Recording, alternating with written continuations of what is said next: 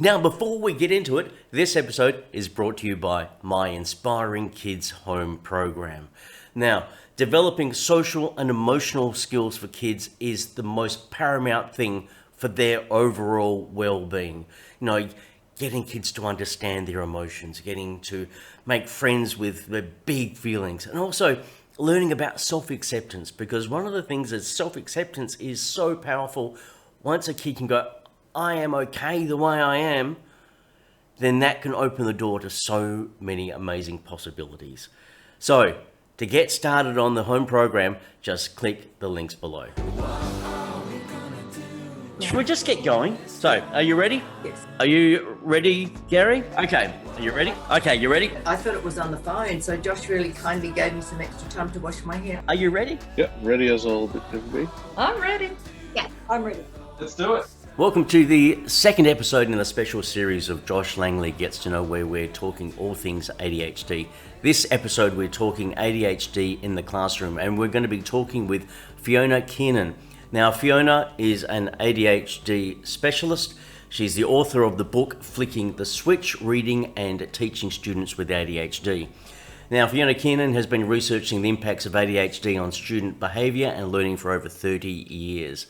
She studied primary teaching at the University of Melbourne, obtained special education qualifications at Deakin University, and completed her master's degree in behaviour at Monash University. And she's been working in primary schools and high schools for the last 25 years, and she is a casual relief teacher. So, pour a cup of coffee, glass of wine, take the guinea pig for a walk, whichever way you want to do it. Let's get to know Fiona Kearnan and a bit more about ADHD in the classroom.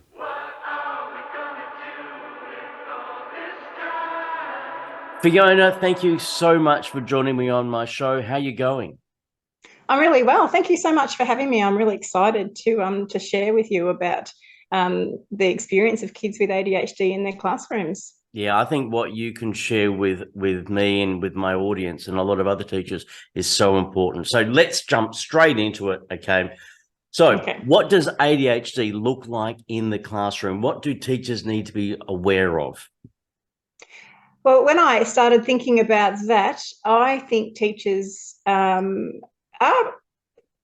know what sorts of things they see in the classroom, because it's generally the behaviours that the teachers find the most challenging to deal with. So they're very aware of students with ADHD fidgeting and moving around the classroom and rocking and, getting out of their seat, calling out, annoying kids around them, doing silly things. They're the thing, being restless, they're the things that teachers notice, because they're the things that frustrate teachers the most. And that's why teaching kids with ADHD is so challenging, because they've got so much energy and have trouble containing themselves and concentrating in class. Well, that leads me to the next question, behaviour charts and self-esteem. I know that behaviour charts are used in some schools. Are they helpful or are they unhelpful? In my experience, I find them to be unhelpful. I do, and for 30 years of teaching, have used an alternative approach whereby you catch all the students in the class who are demonstrating positive behaviour.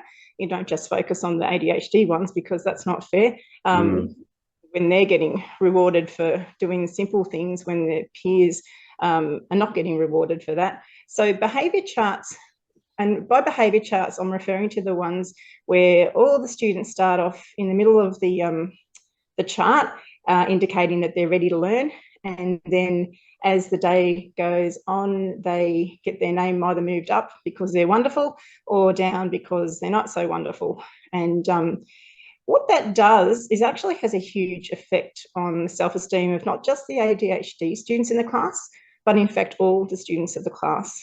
In my research, it's evident that even the kids who find it easy to be in school and do the right thing, they actually, it affects their self-esteem too, because they're constantly worried about, stressed about whether their name's going to be moved up or down. But it's a form of shame. It's publicly shaming kids, especially those kids with ADHD who they find it really hard to demonstrate positive behaviour. And we'll talk about the effect of dopamine later in the interview. But every time they do the wrong thing, it's mostly because they're needing attention to get dopamine, or they can't focus because they're bored, or whatever the case may be. So to move their name down on the behaviour chart, it's almost emotional abuse, almost. Do because you think they're used less and less in the classroom? That there's more awareness. I'm a casual teacher at the moment, so I visit lots of different schools, and I'm not seeing them as much as what I used to. So that's a good thing, but I still think they're being used too widely in schools. There still needs to be a lot of education done about the harm that they cause all the students in the class. I think that leads on to another thing about relationships, relationships between the teacher and the students. Because I know so many teachers, they just want to remove all the barriers so they can have a deep engagement with their students, with their kids and stuff like that. So, and I think you've got a great article on your website. Your website's fantastic, lots of resources and lots of information. And one of the things that you said is students are driven by relationships, not fear. And I love that. I love that. And I know so many teachers are going to be nodding their head to this. So how can a teacher build deeper relationships with their students? That's a great question. And I think teachers know that relationships are what is important in a classroom. They know that they go into teaching because they want to build a relationship with students. It's just that building a relationship with students who are pushing your buttons because they call out, or they're out of their seat and they're distracting the class, is really hard. We all suffer from stress, and I could talk all day about the brain and stress and what that does for teachers and students, especially and students with ADHD. But building a relationship with an ADHD student is crucial, and it's actually not as hard as what people think. Again, I'm a casual teacher, and so I'm in different classes, primary all the way up to year 12 every day of the week, and I am often in classrooms for the first time, and my number one mission is to suss out who are those kids that find it hard to concentrate and to demonstrate positive behaviour, and go out of my way to touch base with them, smile at them, give them a thumbs up when they're looking like they're listening, praising them when they pick up their pencil to start doing their work, asking them about what their interests are, just the things that teachers do with their other students. I think that those simple things also need to be done more intentionally with our ADHD students, because it's easy to be kind and demonstrate that you value and you appreciate the kids in the class who find it easy to be in school. It's harder to show the same kindness and compassion for the kids that press our buttons, because they do. Our ADHD students push our buttons because they affect the classroom environment in ways that are challenging and tricky. But one of the reasons I called my book "Flicking the Switch" is if you demonstrate kindness and that you value these kids and you really want to get to know them and you like them, it flicks the switch and you can see it in their face. It's almost like they go, "Oh, this teacher actually gets me. She understands that I'm not trying to be naughty and she's trying to help me." And that builds a relationship, I think, when they understand, or they can sense that their teacher is compassionate and empathises with them and their frustrations and their how hard it is for them to be in class. Yeah. I can imagine, as you said, being triggered but it's all about the teachers just taking that step and having a look at different perspective. That's right, exactly. So dopamine. Let's jump to dopamine. We mentioned it earlier. So how does their brain work? And because I believe, tell me if I'm wrong, but ADHD people, the levels of dopamine aren't there, and they need to activate dopamine in different ways. Am I right? That's correct, absolutely correct. So dopamine's my favourite topic, really, because it's all about dopamine. And I think in my book, one of my chapters is it's all about dopamine because it's so easy, it's so important to the whole ADHD challenge. So dopamine is a chemical neurotransmitter that all of us need. It helps us. It's often called the feel-good chemical or the reward chemical because it's what motivates us to continue doing things. If we tend to do things that we find rewarding or that we get some sense of accomplishment, we feel good about, so we keep doing that, and we find it harder to do things that are boring or that we find difficult. So we all need dopamine in our brain because it actually helps our brain to function effectively. If we don't have the right levels of dopamine, the prefrontal cortex in our brain actually can't function, and that's the case for all humans, not just those with ADHD. But as you said, they've realised that people with ADHD, their brain doesn't produce the right levels of dopamine, which means that their executive functioning and other characteristics of ADHD are worsened when they don't have that level of dopamine. And interestingly enough, the medication that is often used to help ADHD symptoms, it actually increases the dopamine level. So that's what the medication actually does. It increases. So that's what Ritalin and all that sort of stuff does. That's right. Okay. So it just brings the dopamine levels up to the normal level so that they can function, their brain can work more effectively. So in the classroom, when we're seeing students with ADHD attention seeking, so doing things to make other kids laugh at them, or can't think of another example.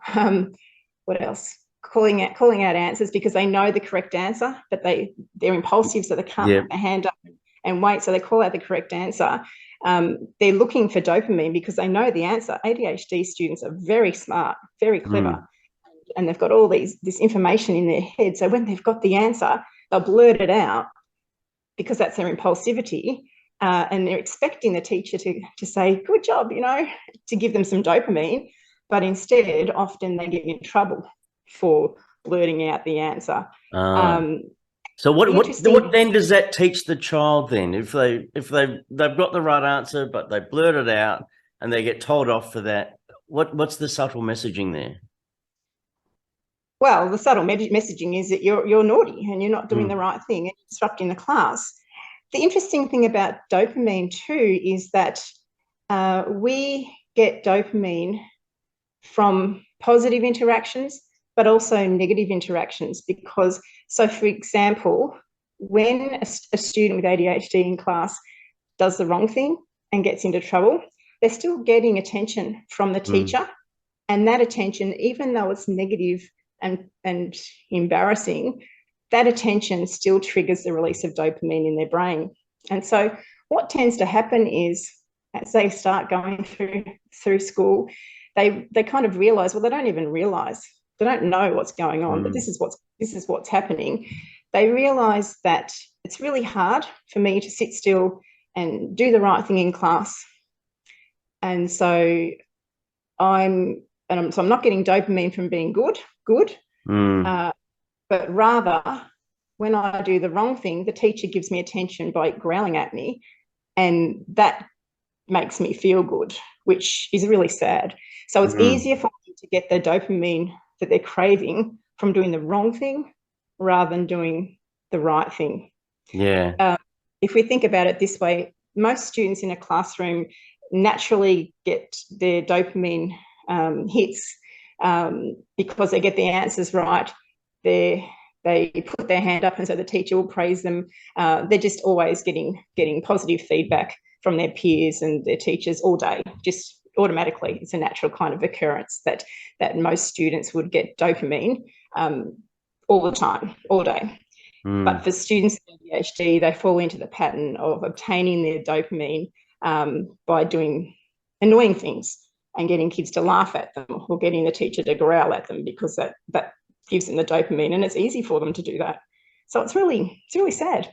So what can teachers do then if they now that they've got that, they can see they've identified that behaviour? What's some simple things? Because I know teachers, they're overworked, they've got so much on their plate as we speak. Yeah. But what can they do to make some simple, small little adjustments? Okay, so it's not easy. It's really tough. But the biggest trick, and again, the flicking the switch, if we can flick the switch so they're getting their dopamine from demonstrating positive behaviour instead of negative behaviours. And so to do that, to help them to flick the switch, it's about ignoring them when they call out, ignoring them when they're being silly and trying to get the attention of their peers, doing dumb things. I'll give you an example. Yesterday, I was working in a secondary school that I'd never been to before. It's my first time, and I had a year 9 class, and there were a few kids that probably have ADHD in that class. And year 9s, I'm gonna butt in here. Year 9s are like the weirdest sort of cohort. They're in between the different stages, and they're the ones that every time I go visit a school and someone says do a high school, you got year 9s, I go, no, not year 9s. Yeah, they're just an interesting thing here. But anyway, as you were saying. So a couple of things happened in this 1 hour class. One of the boys had it was actually a computing class. So he had on his computer screen, I think it was a skull, and it was making some stupid noise. And he was doing it. I'm a behaviour analyst as well. So I'm always watching behaviour and understanding, why are they doing that? What are they trying to get from doing this? Most of the time, they're trying to get attention. And for a casual teacher, most of the time, they're trying to push a casual teacher's buttons to make them explode. And they come across me and they realise really quickly, oh, this casual teacher's different from all these other ones. So he had this skull on his screen and this noise that it was making. And I could see that he was, at the corner of my eye, that he was looking over to get my attention. I just ignored it. And after about a couple of minutes, his friends were giving this attention. His friends were laughing. So he's getting his dopamine from his friends. But really what he wanted my attention. And he wanted me to growl.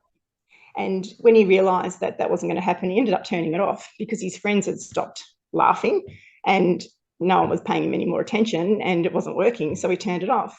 Then towards the end of the lesson, they were lined up waiting for the bell to go. They were at the door and there was about 5 minutes to go before the lesson. And he starts flicking the lights on and off, on and off.